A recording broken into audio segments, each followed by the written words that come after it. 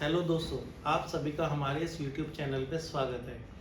दोस्तों, आज का हमारा टॉपिक है इलियट वेव। इलियट वेव दोस्तों ये एक एडवांस टेक्निकल एनालिसिस का एक कोर्स होता है, राइट? उसी का एक भाग है, राइट? इलियट वेव एक्चुअल में होती क्या है दोस्तों? दोस्तों, जैसे कि किसी इंसान की लाइफ में अप एंड डाउन्स आते ही रहते हैं, राइट? ऐसा ही मार्केट में आप किसी भी स्टॉक को या किसी भी इंडेक्स को या किसी भी चार्ट को एनालिसिस करेंगे तो उसमें भी आपको अप एंड डाउन दिखाई देते हैं। लेकिन अगर आप इन अप एंड डाउन्स को अंडरस्टैंड करेंगे तो आपको समझ में आएगा कि वाकई में एक पैटर्न फॉर्म करते हैं। वो कौन से पैटर्न होते हैं दोस्तों, और वो कौन सी वेव्स होती है जो ये पैटर्न फॉर्म करती हैं दोस्तों, आइए हम लोग सीखते हैं। तो दोस्तों, पहली जो वेव होती है वो होती है मोटिव वेव और दूसरी वेव है करेक्टिव वेव। मोटिव वेव कौन सी होती है दोस्तों? मोटिव वेव उसको बोलते हैं जो कि ट्रेंड की डायरेक्शन में होती है दोस्तों, और कुछ वेव ऐसी होती हैं जो कि ट्रेंड की अपोजिट डायरेक्शन में चलती हैं, उनको हम करेक्टिव वेव बोलते हैं। कैसे हम लोग ट्रेंड को आइडेंटिफाई करेंगे और कैसे हम लोग मोटिव वेव और करेक्टिव वेव को आइडेंटिफाई करेंगे, आइए दोस्तों देखते हैं। दोस्तों, ये हमारे सामने एक डायग्राम है, इसमें हमें क्या पता चल रहा है। अगर आपके सामने कोई अप ट्रेंड है तो हमने सीखा था डाउ थ्योरी में के अकॉर्डिंग कि कोई भी ट्रेंड जब अप ट्रेंड होता है वो क्या पैटर्न फॉलो करता है, high high higher low, higher high higher low. क्या उसी तरीके का पैटर्न आपको यहाँ पे दिखाई दे रहा है?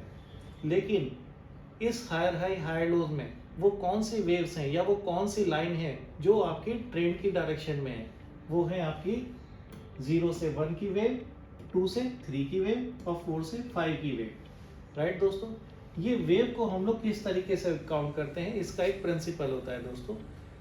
इसका तरीका क्या होता है कि यहाँ पे आप वेव 0 लेते हैं, यानी कि कोई अगर डाउन ट्रेंड आया है, उसके बाद में प्राइस यहाँ पे रुका है, उसके बाद में आपको एक अप ट्रेंड देखने को मिलता है, फिर आपको एक रिट्रेसमेंट देखने को मिलता है।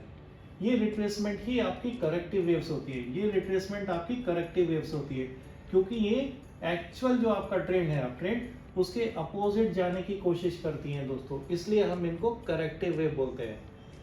ये जो वेव 1 एंड 2 है ये करेक्टिव वेव है, राइट? सिमिलरली 3 एंड 4 भी यहाँ पे करेक्टिव वेव है, राइट? ये जो 0 की यहाँ पे हमने वेव बनाई है, 0 से 1, 2 से 3, 4 से 5, ये हमारी मोटिव वेव है। तो दोस्तों, ये जो वेव्स हैं ये चार्ट पे आप किस तरीके से मार्क करते हैं, आइए हम आपको दिखाते हैं।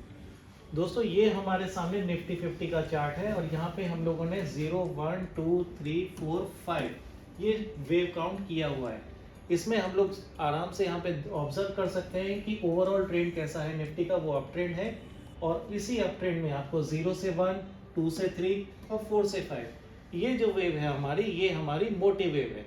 लेकिन 1 से 2 और 3 से 4 ये जो वेव है इसको हम करेक्टिव वेव बोलते हैं दोस्तों। वेव 3 की प्रॉपर्टी क्या होती है कि ये सबसे लंबी वेव होती है दोस्तों, इसको हम लोग लॉन्गेस्ट वेव भी बोलते हैं, राइट?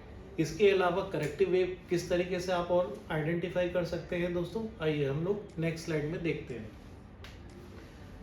दोस्तों, ये है हमारी करेक्टिव वेव। करेक्टिव वेव को आइडेंटिफाई करने का सिंपल तरीका होता है दोस्तों, ABC का पैटर्न ये फॉर्म करती है। जैसे मोटिव वेव में हमने देखा 1, 2, 3, 4, 5 का पैटर्न, सेम ऐसे ही करेक्टिव वेव जो होती हैं ये ABC का पैटर्न फॉर्म करती हैं। चार्ट पे हम लोग इसको किस तरीके से आइडेंटिफाई करेंगे, आइए देखते हैं। दोस्तों, ये हमारे पास एक चार्ट है, राइट? इसमें आप देख सकते हैं प्राइस पहले नीचे आया, फिर एक छोटा सा बाउंस आपको देखने को मिला, इसके बाद में आपको एक लंबा सा डाउन ट्रेंड देखने को मिला। तो ये जो पैटर्न फॉर्म हुआ है वेव का, इसको हम लोग ABC पैटर्न के फॉर्म में एक्सप्लेन कर सकते हैं और आइडेंटिफाई कर सकते हैं कि ये करेक्टिव वेव है, राइट दोस्तों? अब हमें क्या करना है?